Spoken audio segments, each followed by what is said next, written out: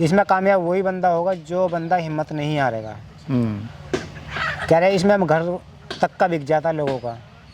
ये हुआ आपके साथ में? ये मेरे साथ हुआ है क्योंकि लॉकडाउन के दौरान में मेरा मकान तक का नीलाम होने की नौबत आ गई थी। देखिए ये इन्होंने इज्जत नगर बरेली से जो है ट्रेनिंग ली थी और ये उसका सर्टिफिकेट है, ये दिखा रहे हैं आपको। हमेशा कहते हैं कि मान लो कि ऊपर हमें फर्स्ट फ्लोर पे जाना है तो पहले हम नीचे की सीढ़ी पे पैर रखेंगे ना, तभी तो हम ऊपर पहुंच पाएंगे बारी बारी से। तो स्टेप बाय स्टेप काम करना चाहिए। हम मंडी में माल नहीं देते तो हम क्या करते हैं कि हम फेरी वालों को ढूंढते हैं और हमारे लिंक जुड़े हुए अच्छा, हैं। मंडी ना देके आप फेरी में माल दे देते हैं जी। वो फेरी वाले क्या करते हैं कि वो 500 बच्चे ले गए, 400 बच्चे ले गए, तो उन 400-500 बच्चों में हम दे के नहीं और वो ले जाते हैं, तो उनसे हमें अच्छा रेट मिल जाता है, मंडी से अच्छा रेट मिलता है। नमस्कार भाइयों, इंडियन फार्मिंग टेक्निकल चैनल में आपका एक बार फिर से स्वागत है। दोस्तों आज हम पहुंचा नोएडा के अंदर। अक्सर हमने देखा गया है कभी जो बिजनेसमैन होता है, कोई बिजनेस करता है, वो एक बार लॉस होने के बाद में बिजनेस दोबारा शुरू नहीं करते हैं। आज हम आपको ऐसे फार्मर से मिलाएंगे जिन्होंने काफ़ी सारा नुकसान के बाद भी हिम्मत नहीं हारी और अपने काम में लगे रहे और आज इस मुकाम पे कि अच्छे खासे लेवल पे आने का काम चल पड़ा है। बात करेंगे इनकी संघर्षपूर्ण ज़िंदगी के बारे में और किस तरह से काम कर रहे हैं देसी मुर्गी पालन के बारे में। सर नमस्कार। नमस्कार सर। कैसे हैं सर? सर बढ़िया, आप सुनाइए। सर एक तो वेलकम है।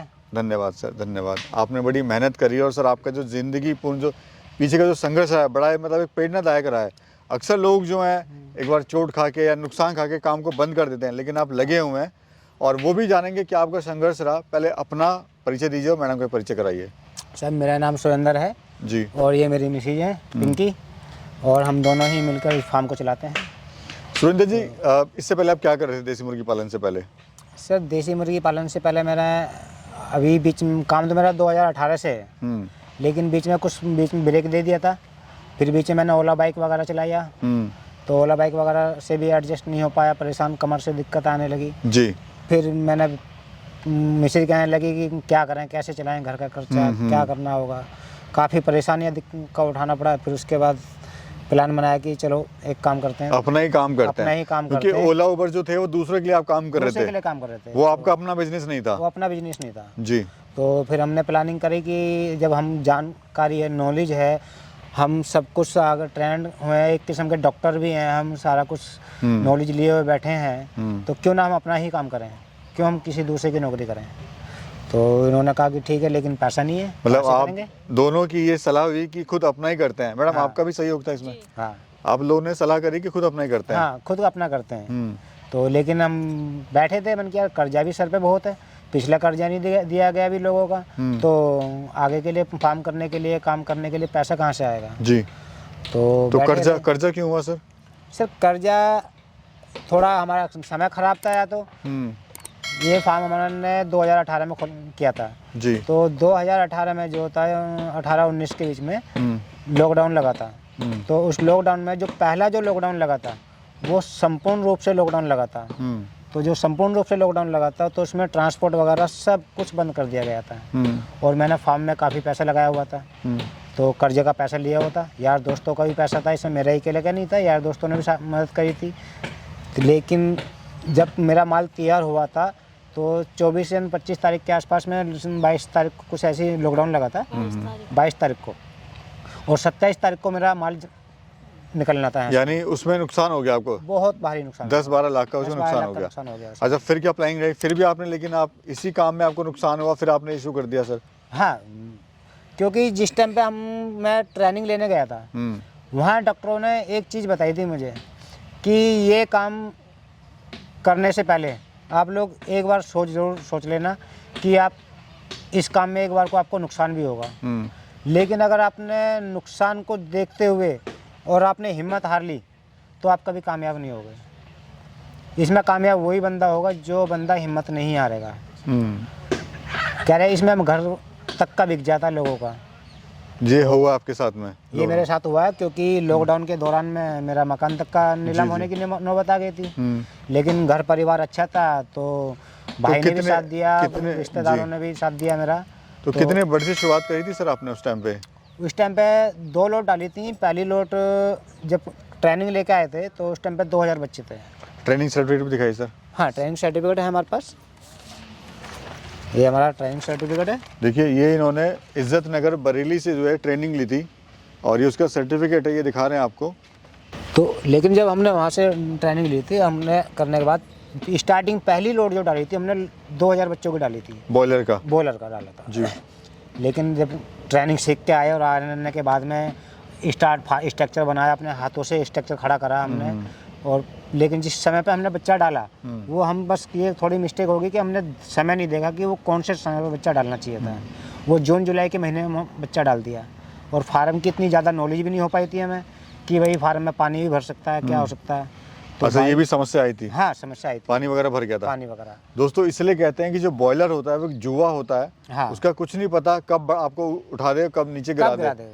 और दूसरा ये है कि सबसे बड़ी गलती है कि जो किसान भाई हमारे बहुत बड़े स्केल पे काम शुरू कर देते हैं, जबकि नॉलेज नहीं होती है। नॉलेज नहीं होती उनको। छोटे से शुरू करें, धीरे धीरे आगे बढ़े। अगर आप जल्दी अमीर बनने की कोशिश करेंगे तो सीधे जमीन पे आएंगे, बिल्कुल नहीं बन सकता बंदा इतनी तो धीरे धीरे से काम स्टार्ट करें। हाँ, धीरे। इस काम में हमेशा आदमी सोचता है कि नहीं मैं 5000 बच्चे डाल दूँ, 10,000 बच्चे डाल दूँ और मैं अपना औसत निकाल दूँ। जिंदगी में कभी नहीं करें। हमेशा कहते हैं कि मान लो कि ऊपर हमें फर्स्ट फ्लोर पे जाना है तो पहले हम नीचे की सीढ़ी पे पैर रखेंगे ना, तभी तो हम ऊपर पहुंच पाएंगे। तुम बारी बारी से तो स्टेप बाय स्टेप काम करना चाहिए जी। बॉयलर के बाद में आपने फिर ये देसी मुर्गा पालन शुरू कर दिया? बॉयलर के बाद में फिर हम जो पहली लोड में हमें नुकसान हुआ उसमें भी हमारा 96,000 का हमारा माल निकला था। तो यानी कि 1 लाख के आसपास नुकसान हो गया था हमारा, 1-1.5 लाख का। फिर उसके बाद में हमने 1 महीने के लिए गैप दे दिया, 2 महीने के लिए। फार्म में हमने देखा कि पहले हमने कमी देखी कि किस कारण ने हमें घाटा हुआ जी। तो हमने देखा कि बारिश हो गई, यहाँ पे इतना पानी भर गया था इसी एरिया में जहाँ पे हम खड़े हैं। फार्म के चारों तरफ देखा हमने, मन किया हमने तो मिट्टी नहीं लगाई हमने। यानी गलतियां रही, छोटी छोटी छोटी गलतियां थी जो बहुत बड़ा नुकसान का कारण बनी, नुकसान का कारण थी। अभी सर कितने बर्ड हैं आपके पास में बताइए? अभी सर इस टाइम पे मेरे पास 1500 बर्ड अभी इसमें हैं जी जी। और इसमें अभी मेरे पास ये 20-25 के आसपास अभी है, क्योंकि बर्ड निकाल दिया मैंने 4-5 दिन पहले माल सेल हुआ मेरा। तो सर सेलिंग कहाँ कर रहे हैं आप, कहाँ अपना माल वगैरह बेच रहे हैं? सर मंडी में तो मेरा माल बहुत कम जाता है। कौन सी? गाजीपुर मंडी? गाजीपुर मंडी जी। क्योंकि गाजीपुर में मंडी में मेरे को रेट सही नहीं मिलता है। क्या रेट चल रहा है सर अभी मंडी में? अगर मंडीदार जो भी है, मंडीदार हमेशा ये सोचता है कि फार्मर से फ्री में माल मिल जाए जी, और वो फार्मर को लूटने की कोशिश करता है।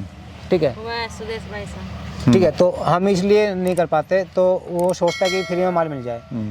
हम मंडी में माल नहीं देते, तो हम क्या करते हैं कि हम फेरी वालों को ढूंढते हैं और हमारे लिंक जुड़े हुए अच्छा, हैं। मंडी ना देके आप फेरी में माल दे देते हैं जी। वो फेरी वाले क्या करते हैं कि वो 500 बच्चे ले गए, 400 बच्चे ले गए, तो उन 400-500 बच्चों में हम दे के नहीं और वो ले जाते हैं, तो उनसे हमें अच्छा रेट मिल जाता है, मंडी से अच्छा रेट मिलता है। तो अगर बात कैसे, अगर कोई किसान भाई हमारा मंडी देता है उसको कितना फायदा होगा पर बर्ड पे, और अगर फेरी वाले को दे रहा है तो उसको कितना फायदा होगा? देखिए, अगर किसान भाई अगर हमारा काम कर रहे हैं, ठीक है, मैं तो यही सलाह दूंगा कि अगर मंडी में अगर आपका हिसाब किताब सही बना हुआ है तो मंडी में दो, और नहीं बना हुआ है तो आप ऐसे बंदे को ढूंढो जो कि फेरी वाले को अच्छा बर्ड पाल के दो, जो कि फेरी वाला जो लेता है वो फ्रेश माल लेता है जी, क्योंकि फ्रेश माल लेगा तभी आगे वो जाके सप्लाई कर पाएगा। ठीक है, और उसका माल बिकेगा, उसका माल बिकेगा तो हमारा माल बिकेगा। तो अच्छा माल दो। तो फेरी वाले को हम ऐसे लोग हैं कि वो कहते हैं कि कीमत आपकी, माल हमारी पसंद का। जी जी। तो वही होता हमारे साथ, कीमत हमारी, माल उनकी पसंद का। अच्छा सर, हम देख रहे हैं मैडम भी आपके साथ में है। हाँ। तो मैडम का कितना सपोर्ट रहा? कहते हैं कि हर एक सक्सेसफुल आदमी के पीछे एक औरत का हाथ होता है। सर, मेरी पत्नी का पूरा हाथ है। इनके बगैर मैं एक कदम नहीं चल पा रहा हूँ, क्योंकि यहाँ फार्म पे मेरी पत्नी 1-1 महीने 2-2 महीने मेरे साथ बच्चों के साथ में रही है। पूरी बच्चे मेरे पढ़ रहे हैं, घर दूर है यहाँ से 12 किलोमीटर, लेकिन मेरी पत्नी ने सर्दी गर्मी सब में यहाँ पे मेरा साथ दिया है। सब आपके साथ? हाँ जी। इनका सपोर्ट के बगैर मैंने कोई लेबर नहीं रखी, कुछ नहीं रखा। लेकिन लेबर इमरजेंसी के लिए बाहर से हम ले आया, लेकिन ज़्यादा काम पे, लेकिन बाकी सारा काम इन्होंने करा, मैडम ने करा। फील्ड का काम मेरा था जी, और फार्म संभालने का काम इनका था। तो सर अभी आपके FG है? हाँ, अभी फिलहाल तो FG क्यों आपने चुना, क्या फ़ायदा होता है FG का? FG में क्या है कि एक तो मोडलिटी कम होता है, बॉलर में मोडलिटी ज़्यादा होता है, और इस टाइम पे ये जो दिसंबर का महीना चल रहा है जी, इसमें ठंड ज़्यादा है, तो उसके लिए टेम्परेचर ज़्यादा बनाना पड़ता है। टेम्परेचर तो खैर इसको भी देना है, लेकिन इसमें इतना नहीं होगा जितना बॉलर को देना पड़ेगा। इसमें 30 का भी चल जाएगा, लेकिन वो आपको 35 का ही चाहिए है, वो 35 से नीचे नहीं हो पाएगा। अच्छा सर, लोगों को इसमें क्यों फार्म बंद होते हैं, क्यों नुकसान होता है? देसी की बात करें तो FG वगैरह में क्या इस तरह की फार्म में? FG में जो लोगों के फार्म बंद हो जाते हैं वो उनके थोड़ा हिसाब किताब रख रखाव की वजह से या वो उनको मार्केटिंग सही नहीं कर पा रहे हैं वो, क्योंकि एक काम करने से पहले मार्केट करनी ज़रूरी होती है, क्योंकि बंदा मार्केट करेगा, मार्केट में पहचान का बनाएगा, अपनी माल तैयार कर दिया और तुमने फिर मार्केट बनी नहीं तुम्हारी, अब उसके लिए घूमोगे कि भाई माल बेचना है मेरे को। जी जी, तो वो समस्या आती है मार्केट की। मार्केट की समस्या पहले है। अगर हमारे पास ग्राहक है, मान लो कि आप ही हमारे ग्राहक हो और हमारी आपसे बातचत है, आपने कह दिया आप माल तैयार कर दो, हम ले जाएंगे, और आपसे हमने टोकन मनी पहले ले लिया, तो आप कहीं नहीं जाने वाले, आपका पैसा हमारे पास पड़ा हुआ है, आप हर कीमत पर माल लेके जाओगे हमसे। यानी सच्चाई है कि यूट्यूब पे वीडियोस पे देख के जो भी भाई फार्म शुरू करता है थोड़ा सा मार्केट का पहले सर्वे कर ले। मार्केट का सर्वे, क्योंकि देखिए यूट्यूब पे देखने का मतलब ये नहीं कि यूट्यूब पे बहुत अच्छी इनकम दिखा रहे हैं, ये दिखा रहे हैं, नहीं।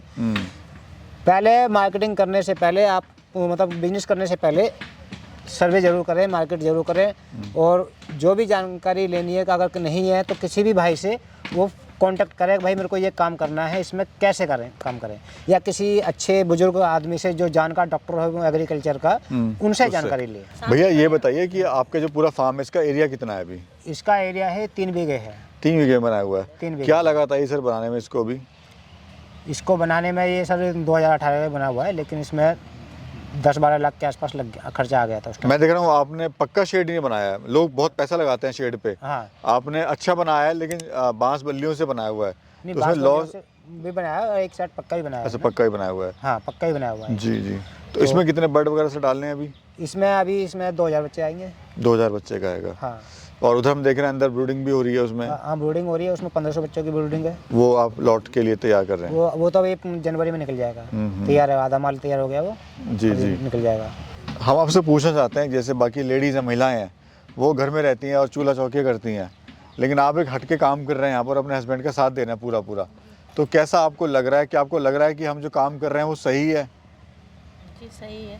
कैसा लग रहा है? मतलब आप इतनी मेहनत भी कर रहे हैं, हम देख रहे हैं। जो है जायज है। हाँ, अच्छा लग रहा है। जी जी, मतलब काम ठीक है, कर सकते हैं लोग इसमें। जैसे नौकरी करता है कोई 10,000 की, 15,000 की, उससे अच्छा है कि आप उससे अपना अच्छा है कि अपना बिजनेस करें।